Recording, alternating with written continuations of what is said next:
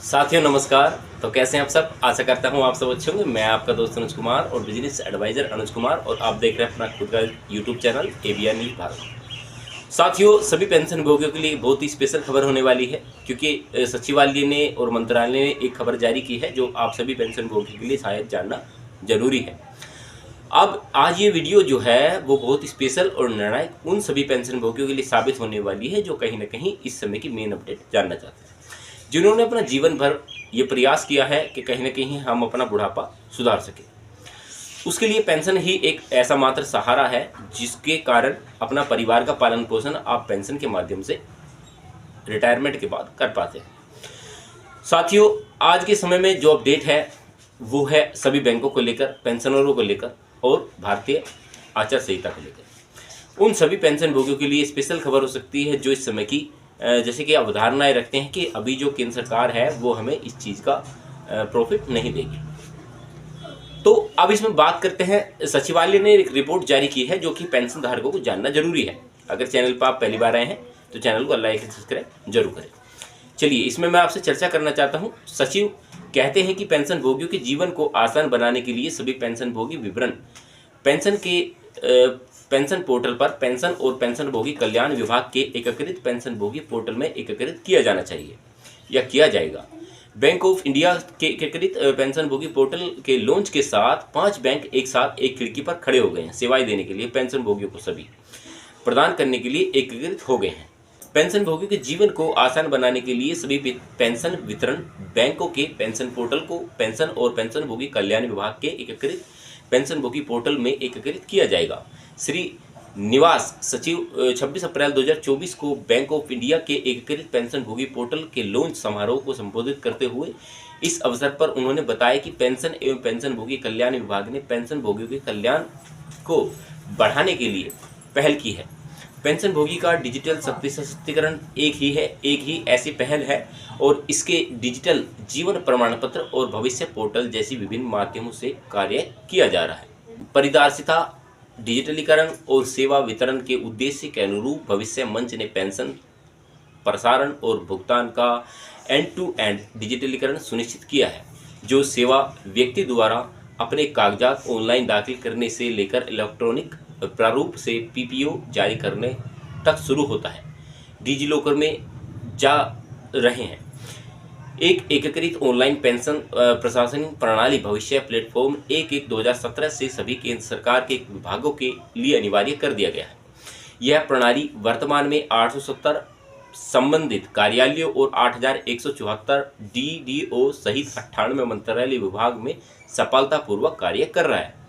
Pension और pension भोगी कल्याण विभाग को सभी केंद्र सरकार के ई गवर्नेंस सेवा वितरण पोर्टल के बीच एनडीआई आकलन 2021 के अनुसार भविष्य द्वारा विकसित पेंशन मंजूरी और भुगतान के लिए एक ऑनलाइन ट्रैक सिस्टम के तीसरी रैंक से सम्मानित किया गया है। पेंशन भोगियों को बैंक से संबंधित समस्याओं जैसे बैंक बदलना, जीवन प्रमाण पत्र जमा करने की स्थिति, पेंशन पर्ची फॉर्म 16, पेंशन रसीद की जानकारी को कम करने के लिए पेंशन वितरण बैंक की वेबसाइट को एकीकृत पेंशन भोगी पोर्टल के साथ एकीकृत किया जा रहा है। DOPPW इन सेवाओं को एक ही विंडो से उपलब्ध कराने में सक्षम बनाया गया है। SBI, bank of Baroda, Punjab national bank और केनरा बैंक के पेंशनर पोर्टल को भविष्य पोर्टल के साथ एकीकृत करने का कार्य पूरा हो गया है। इस एकीकरण के साथ बैंक ऑफ इंडिया के पेंशन भोगियों को एकीकृत पेंशन भोगी पोर्टल के माध्यम से पेंशन पर्ची, जीवन प्रमाण पत्र जमा करने की तिथि, देय और अरिहंत वितरण और फॉर्म नंबर 16 जैसी सेवाओं के लिए एक ही स्थान पर सुविधाएं मिलती हैं। निकट भविष्य में अधिकांश पेंशन वितरण बैंकों को एकीकृत पेंशन भोगी पोर्टल के साथ एकीकृत कर दिया गया है। मैं आशा करता हूं अभी तक जो है अपने चैनल सब्सक्राइब कर दिया होगा, और अगर आप वीडियो में यहाँ तक बने हैं तो अपने भविष्य लेकर वाकई चिंतित हैं। अब चलते हैं और जानते हैं कि एक और स्पेशल खबर आप सभी पेंशन भोगी के लिए हो सकती है। वो क्या होगा उसके बारे में चर्चा करते हैं। अप्रैल जैसे निकल चुका है हमारा, तो अप्रैल निकलने के बाद भी कहीं आप चूक तो नहीं गए। जी हाँ, निवेश की बात करें तो सरकारी गारंटी वाली स्कीम में पब्लिक प्रोविडेंट फंड यानी कि पीपीएफ ये सबसे सुरक्षित निवेश है, क्योंकि बात नहीं अभी भी वक्त है। निवेश कहीं भी शुरू कर सकते हैं, लेकिन 5 मई की तारीख को याद रखना जरूरी है। ब्याज दूर नहीं भागेगा बल्कि दौड़कर आपके पास आएगा। और ये जो स्कीम है ये आपको तकरीबन 1 करोड़ का तगड़ा फ़ायदा देने वाली है। शुरुआत होगी, इसकी शुरुआत जो है अप्रैल महीने से होनी चाहिए थी, लेकिन कोई बात नहीं, अभी भी वक्त है। लेकिन 5 तारीख वाला फंड याद रखना, फिर महंगाई के इस ज़माने में भी बड़ा फंड तैयार करने में आपको बहुत ही आसानी मिलने वाली है। पीपीएफ की बात करते हैं तो फिलहाल जो है 7.1% सालाना ब्याज मिलता है। आइए जानते हैं कि पूरी इसका प्रकरण क्या है।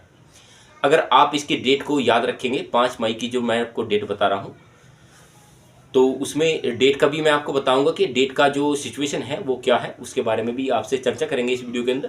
पहले बात करते हैं इस पीपीएफ स्कीम के बारे में। अब मैं आपसे चर्चा करना चाहता हूं ये जो पीपीएफ स्कीम है वो आखिर है क्या, आप इसमें कितने से निवेश कर सकते हैं, यानी कि अपना जो अकाउंट है वो कितने रुपए से ओपन करवा सकते हैं, इसमें सालाना कितने रुपए तक आप जमा कर पाएंगे। एक पीपीएफ खाता किसी भी पोस्ट ऑफिस या बैंक में अपने नाम से या नाबालिग की तरफ से और किसी व्यक्ति द्वारा खोला जा सकता है, यानी कि इसे कोई भी खोल सकता है। हालांकि नियम के अनुसार एक हिंदू अविभाजित परिवार यानी कि यूएचएफ के नाम पर एक पीपीएफ अकाउंट खोला नहीं जा सकता। पीपीएफ अकाउंट खोलने के लिए आवश्यक न्यूनतम राशि 500 रुपये है। किसी वित्तीय वर्ष में न्यूनतम 500 रुपये जमा करने की जरूरत है, जबकि अधिकतम सीमा जो इसकी रखी गई है वो 1.5 लाख रुपये सालाना तय की गई है। पीपीएफ अकाउंट 15 साल में मैच्योर होता है। हालांकि अवधि को परिपक्व के 1 साल के भीतर में 5 साल के लिए बढ़ाया जा सकता है। इसके लिए मैच्योरिटी पूरा होने के 1 साल पहले ही बढ़ाना होगा, यानी आप इस स्कीम को कुल 25 साल के लिए निवेश कर सकते हैं। आप 15, 20 या 25 साल बाद अपना पैसा निकाल सकते हैं। 5 साल का रहता है लॉक इन पीरियड, इसमें जो पीरियड दिया गया है वो 5 साल का दिया गया है। हालांकि पीपीएफ अकाउंट खोलने वाले साल के बाद 5 साल तक इस खाते से पैसे नहीं निकाले जा सकते। ये अवधि पूरी होने के बाद आप फॉर्म नंबर 2 भरकर पैसे निकाले जा सकते हैं। हालांकि 15 साल तक पहले पैसे निकालने पर आपके फंड को केवल 1% की कटौती की जाएगी। पीपीएफ अकाउंट होता है 5 तारीखों वाला फंड। अब इसमें जो चर्चा मैं आपसे करने वाला हूँ बहुत स्पेशल और निर्णायक साबित होने वाली है। पीपीएफ पर ब्याज दरों का कैलकुलेशन मासिक आधार पर होता है। हालांकि इस ब्याज को वित्तीय वर्ष के अंत में खाते में क्रेडिट किया जाता है। पीपीएफ पर कितना ब्याज मिलेगा, इसकी गणना में 5 तारीख अहम रोल निभाती है। हर माह की 5 तारीख और आखिरी तारीख यानी कि 30 या 31 के बीच पीपीएफ खाते के सबसे कम बैलेंस पर ब्याज दिया जाता है। यह वही है कि 5 तारीख को या उससे पहले पीपीएफ में निवेश कर देना चाहिए, जिससे आपको ब्याज अधिक मिले। अब इसके कुछ लूज पॉइंट के बारे में बात करते हैं। एक भी महीना चूका तो ब्याज हो जाएगा कम। मान लेते हैं कि 5 अप्रैल को या उससे पहले पीपीएफ में 1.5 लाख रुपए डाले हैं। ऐसे में 7.1% की मौजूदा दर के वित्तीय वर्ष के लिए कुल 10,650 रुपये का ब्याज मिलेगा। वहीं अगर आपने ये पैसा 6 अप्रैल या उसके बाद किसी दिन डाले तो आपको वित्तीय वर्ष के लिए सिर्फ 11 महीनों के लिए ब्याज मिलेगा, यानी इस स्थिति में 9,763 रुपये का ब्याज मिलेगा। मतलब ऐसी स्थिति में 887 रुपये कम हो जाएंगे। यानी कि अगर आपने एक दिन भी इसमें पैसे एक दिन भी लेट डाले, 1 दिन या 2 दिन लेट डाले, तो आपका पूरा का पूरा 1 महीने का जो पैसा है ब्याज का वो आप नहीं ले पाएंगे। तो इसका एक लूज पॉइंट है, क्योंकि कोई भी चीज़ होती है तो उसका कुछ ना कुछ बेनिफिट भी होता है और कुछ ना कुछ नुकसान भी होता है।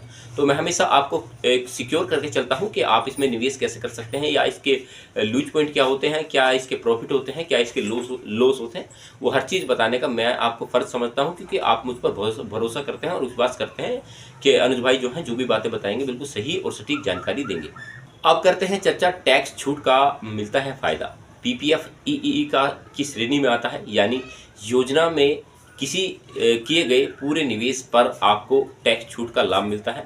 साथ ही इस योजना में निवेश से मिलने वाले ब्याज और निवेश की संपूर्ण राशि पर भी किसी तरह का ब्याज टैक्स नहीं देना होता। पीपीएफ इन्वेस्ट पर मिलने वाली इंटरेस्ट की दर हर 3 माह में बदलती रहती है। पीपीएफ अकाउंट को किसी भी कोटे या आदेश द्वारा कर्ज या अन्य लायबिलिटी के साथ जब्त किया नहीं जा सकता। कौन खोल सकता है पीपीएफ अकाउंट में खाता? कोई भी व्यक्ति किसी पोस्ट ऑफिस या बैंक में अपने नाम से यह अकाउंट खुलवा सकता है। इसके अलावा नाबालिग की तरफ से किसी और व्यक्ति द्वारा भी खोला जा सकता है। इस स्कीम के जरिए अगर आप 1 करोड़ रुपए का फंड तैयार करना चाहते हैं तो तकरीबन आपको 25 साल का तक हर महीने 12,500 रुपये निवेश करने होंगे। वहीं अगर आप 10,000 रुपये महीना निवेश करते हैं तो तकरीबन आपको 25 साल के लिए 81,76,000 रुपये मिलेंगे। यहाँ जाने इसमें निवेश का आपको कितना फ़ायदा मिलने वाला है। जो आप मेरी बराबर में स्क्रीन पर एक फ़ोटो देख पा रहे होंगे, स्क्रीनशॉट है, और उसमें आपको ब्याज की कैलकुलेशन की गई है कि आपको इस स्कीम में कितने कितने पैसे जमा करने पर, यानी कि मंथली कितने पैसे जमा करेंगे तो आपको कितना बेनिफिट मिलने वाला है, वो आप मेरी स्क्रीन के बराबर में देख पा रहे होंगे। तो दोस्तों आई होप मेरी जो वीडियो बनाने का, जो संपूर्ण आपको बातें बताने का दोनों मैंने प्रयास किया है, तो कहीं ना कहीं ये मैं मानता हूँ कि अभी तक आपने चैनल सब्सक्राइब कर दिया होगा। और जितनी भी मैंने अपडेट दी हैं, चाहे वो पुरानी पेंशन योजना को लेकर हो, चाहे 8वें वेतन आयोग को हो या 7वें वेतन आयोग के लिए हो, या पुरानी पेंशन योजना का जो आपने किस्सा उठाया था, उनको सभी को लेकर जितनी भी मैंने अपडेट दी हैं आज तक, वो कहीं ना कहीं सटीक और सही जानकारियाँ बैठी हैं। कुछ मेरे पास कमेंट्स ऐसे आए थे कि उन्होंने कहा कि भाई जो भी आप बातें बताने का प्रयास करते हैं, मैं 2 या 3 महीने से आपको फॉलो करता हूं, तो आपकी जो बातें हैं वो सही नहीं बैठी। तो मैं उनसे कहना चाहता हूं, अगर आप संपूर्ण वीडियो को देखते हैं, आखिर तक देखते हैं, स्किप करके वीडियो देखेंगे तो आपको एक भी बात संपूर्ण समझ में नहीं आएगी। क्योंकि बहुत सी टाइम ऐसा होता है कि आपने जैसे स्किप कुछ किया, कुछ वीडियो का पार्ट्स ऐसा छूट गया जो कि वही आपके काम का हो, तो आप उससे मिस हो जाएंगे, तो आप वीडियो में ऐसे ही कमेंट्स करेंगे।